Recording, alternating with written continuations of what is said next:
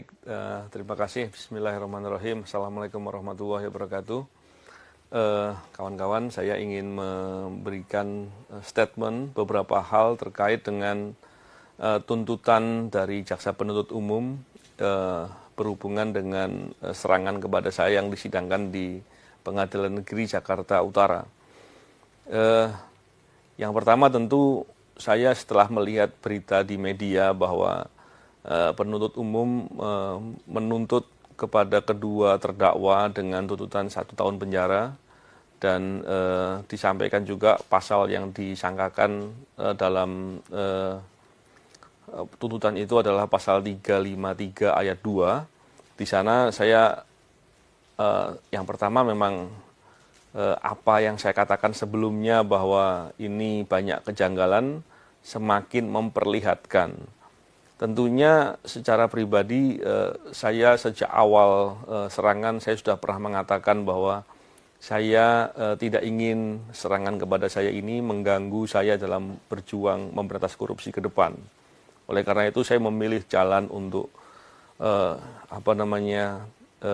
bersabar dan tidak menuntut kepada siapapun. Walaupun demikian tentunya demi kepentingan penegakan hukum, kepentingan keadilan, kepentingan kemanusiaan, tentu menuntut agar siapapun penyerang itu harus diungkap adalah suatu hal yang wajib saya lakukan. Tapi bukan sekedar masalah dendam untuk membalas.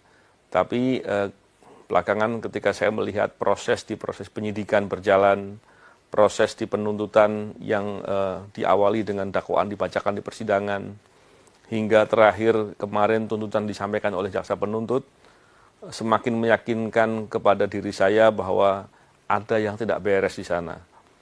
Setiap proses dilakukan, saya bersama dengan tim kuasa hukum, koalisi sipil, menyampaikan kejanggalan-kejanggalan ke publik, agar ini bisa dipantau dan dilihat. Kenapa ini terus saya lakukan itu? Karena pada dasarnya saya meyakini dengan sejelas-jelasnya serangan ini bukan hanya serangan kepada diri saya, tapi serangan ini dilakukan karena saya melakukan tugas memberantas korupsi. Ini adalah upaya serangan kepada upaya pemberantasan korupsi yang luas, baik itu terhadap KPK maupun siapapun. Bahkan saya melihat upaya ini upaya untuk menakut-nakuti atau mengancam kepada orang yang berani dengan lugas, dengan tuntas untuk berjuang memberantas korupsi. Tentu ini tidak boleh dibiarkan. Saya melihat ini sebagai hal yang serius.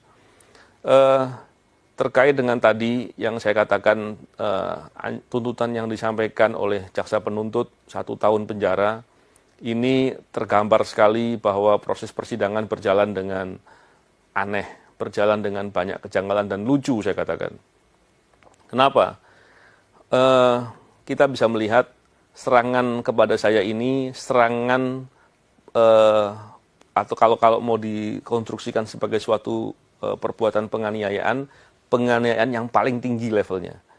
Penganiayaan yang direncanakan, penganiayaan yang dilakukan dengan berat menggunakan air keras, penganiayaan yang akibatnya luka berat, dan penganiayaan yang dilakukan dengan pemberatan. Ini level yang tertinggi. Bayangkan, perbuatan selevel itu, yang paling maksimal itu dituntut 1 tahun. Dan terkesan penuntut justru malah bertindak seperti penasihat hukum atau pembela dari terdakwa. Ini suatu hal yang tentu harus diprotes, harus dikritisi. Saya menyampaikan hal ini tentunya tidak serta-merta bahwa emosional terkait dengan hal ini, tidak. Saya melihat ini hal yang harus disikapi dengan marah. Kenapa? Karena ketika keadilan diinjak-injak, norma-norma keadilan diabaikan, ini tergambar bahwa betapa hukum di negara kita nampak sekali compang-camping. Ini tentunya berbahaya sekali. Karena kita tahu bahwa penegakan hukum, membangun proses penegakan hukum di suatu negara, tanggung jawabnya ada di Bapak Presiden. Tentunya ketika potret penegakan hukum yang digambarkan dengan compang-camping ini, dengan asal-asalan begini, dengan sangat buruk begini, ini tentunya membuat nama Bapak Presiden akan tampak sekali tidak baik. Oleh karena itu saya berharap tentunya hal ini tidak boleh dibiarkan. Yang pertama itu. Yang kedua, kalau pola-pola seperti ini tidak pernah dikritisi, tidak pernah diprotes dengan keras, dan kemudian Presiden juga membiarkan, saya sangat meyakini bahwa pola-pola demikian akan mudah atau banyak terjadi kepada masyarakat lainnya. Walaupun faktanya kita tahu bahwa banyak sekali masyarakat yang menjadi korban dari ketidakadilan, dari proses penegakan hukum yang bermasalah, yang sudah terjadi. Tapi apakah kita mau abaikan? Apakah kita mau biarkan? Padahal apabila kita lihat, penegakan hukum adalah faktor penting untuk kemajuan suatu bangsa. Kita melihat bagaimana upaya dari pemerintah untuk membangun di semua bidang.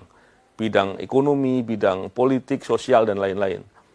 Tapi apabila penegakan hukumnya bermasalah, proses penegakan hukum, sistem penegakan hukum, dan bagaimana realisasi penegakan hukum di masyarakat itu ternyata bermasalah, maka kita sulit sekali untuk bermimpi sektor-sektor lain bisa menjadi baik.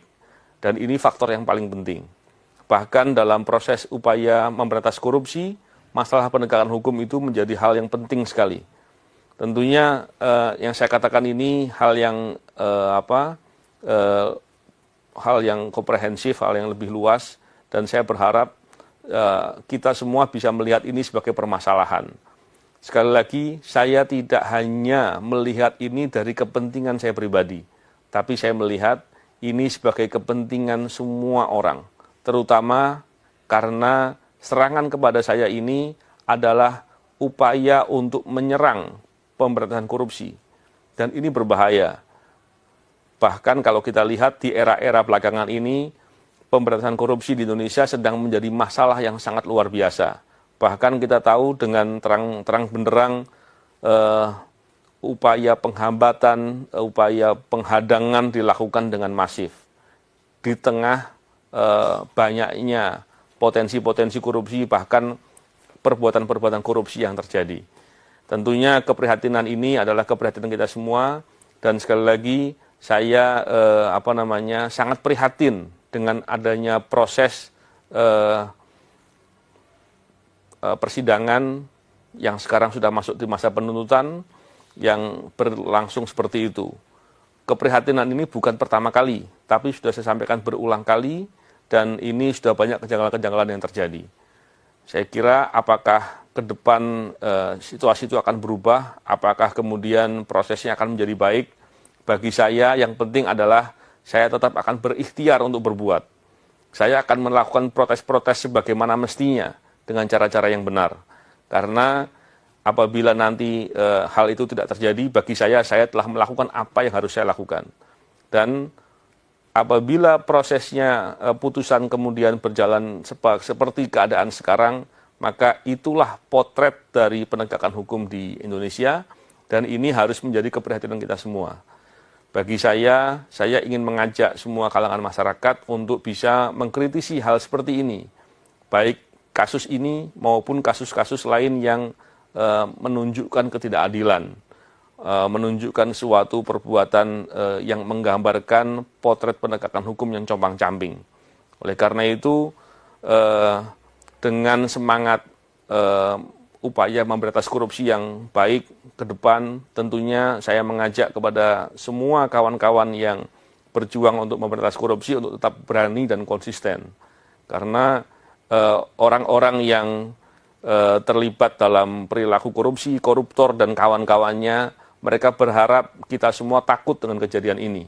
Kita semua menjadi melemah dan kemudian mereka bisa dengan semaunya sendiri merampok dan menjarah uang rakyat, harta dari bangsa dan negara. Saya kira itu hal yang menjadi concern bagi saya, dan sekali lagi kejanggalan demi kejanggalan yang saya catat, saya umumkan ke media, kepada publik setiap waktu dan setiap tahap, itu semakin tergambar, dan ini semua saya minta untuk menjadi perhatian dan kita menjadi catatan bagi kita semua. Semoga ini bisa menjadi upaya perbaikan Saya tidak tahu perbaikannya akan seperti apa, tapi tentunya dalam kesempatan ini saya juga mendesak kepada Bapak Presiden, apakah masih tetap akan membiarkan, apakah terus kemudian akan turun untuk membenahi masalah